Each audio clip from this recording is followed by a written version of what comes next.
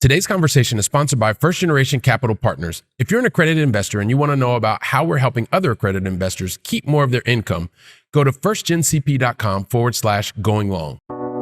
You're listening to the Going Long podcast with Billy Keels, the #1 podcast for long-distance real asset investing. Welcome to the Going Long podcast. We're back once again to continue to help to educate you so you feel much more comfortable as well as confident investing beyond your backyard. And yes, I am your host, Billy Keels, and I'm back for another one of these super cool solo episodes. We're going to fill in some gaps on some things that I was having in conversation with a potential investor family member earlier this week. And I realized that there's probably something that many of you, either you don't know, you thought you knew, or you have been wondering. So I'm going to make sure that I fill you in on that. But before I do that, I just want to say thank you so much to all of you who continue to tag, who continue to share the Going Long podcast across social media. You're helping us to continue to stay in the top 1.5% of podcasts globally. And just to give you an idea, like there are over 3 million podcasts. You being here week after week or twice a week is really continuing to help us to help others. So thank you for that. If you also want to leave an honest written review as well as rating, especially if you're on the Apple platform or the Spotify platform, we'd really appreciate that. And listen, today, this is not going to be a very long episode because I like to keep these solo episodes relatively short because, well, you want me to keep them relatively short. And so I aim to please as much as possible. So here's the thing. I was talking to, because we're at the beginning of the year and a lot of people are looking at what they can do. And you may be even thinking to yourself like, okay, I've got to get ready for my investment portfolio and strategy and all that kind of stuff. And so I've been speaking to people this week, a lot of people who are interested in being able to not only generate income, but be able to keep more of their income tax, because we do something very specifically for accredited investors. We want to keep more of your income tax and also make that money grow.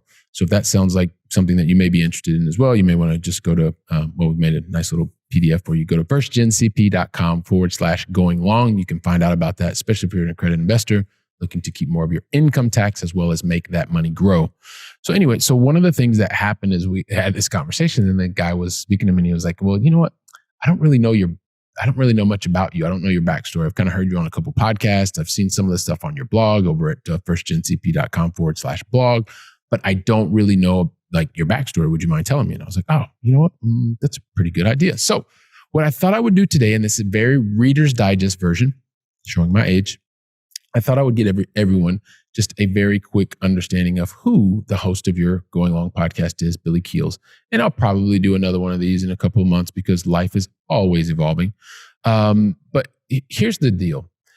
Billy Keels comes from a very humble, lower middle class background. Like I watched both of my parents struggle financially, meaning that there was always food in the house, but I just watched them. They had the education that they had around money. And so it usually meant, like most people, they were struggling to make more money. Their idea of making more money meant working more hours. And as you and I both know, at the end of the day, that's a loser's game because you can't win that way. The wealthiest people in the world don't just try to work more hours. They're looking to leverage the efforts of others at the end of the day. I digress. So by the time I was 12, we'd lived in 3 different states. I was born in Ohio.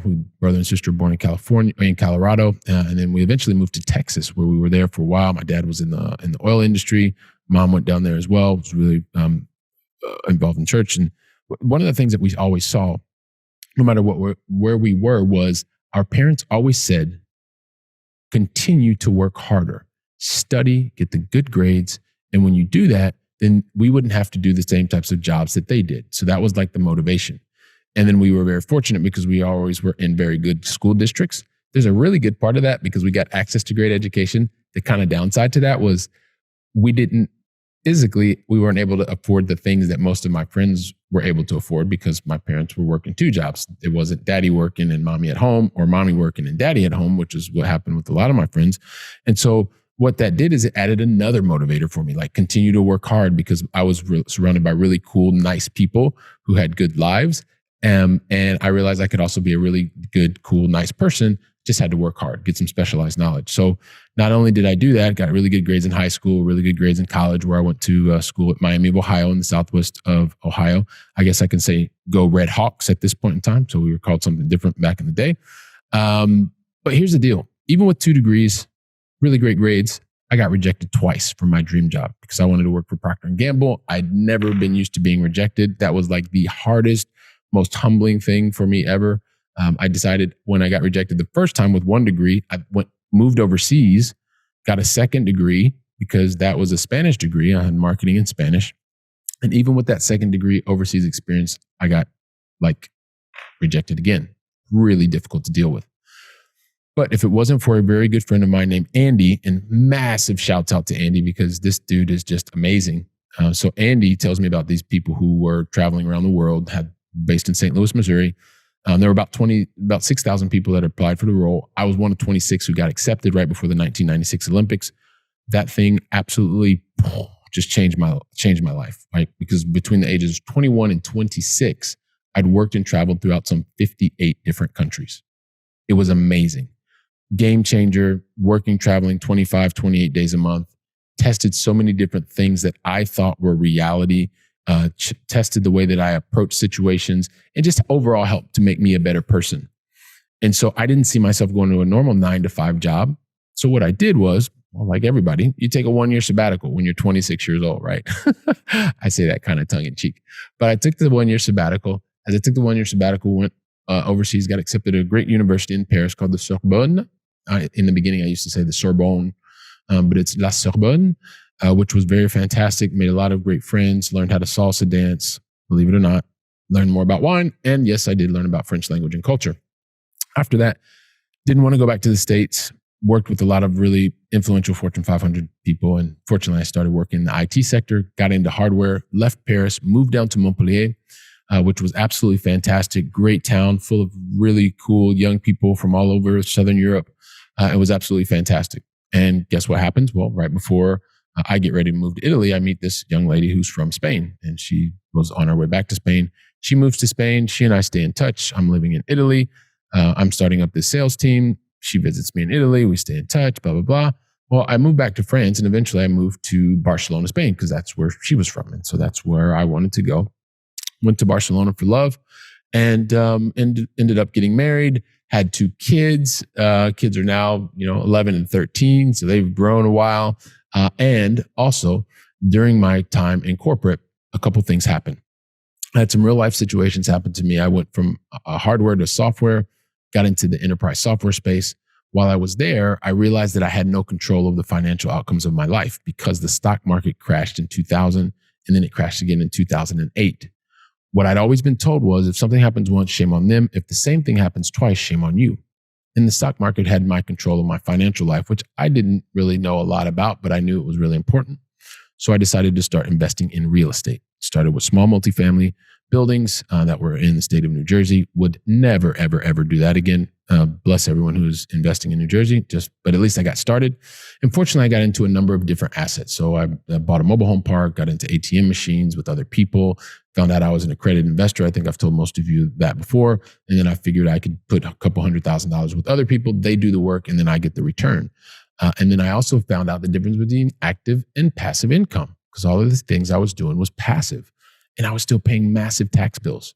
And so then I got into the energy sector. And eventually that energy sector is what helped me to be able to keep more of my income tax, which is a very different thing than tax efficiency. I was keeping more of my income tax and I was making returns on that. And that really helped accelerate my ability to leave corporate because it was something that I needed to do or wanted to do in December 2021. When my dad got relatively ill, I kind of had this real big decision to make. And I realized that I really liked corporate, but I loved my life. And so it was time to change.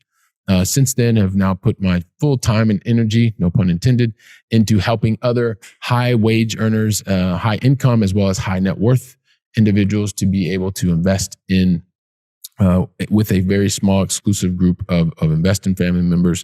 And we're helping them to keep more of their income tax at the same time, helping to generate more returns on those income. And so though I came to Barcelona as well, I came here for love.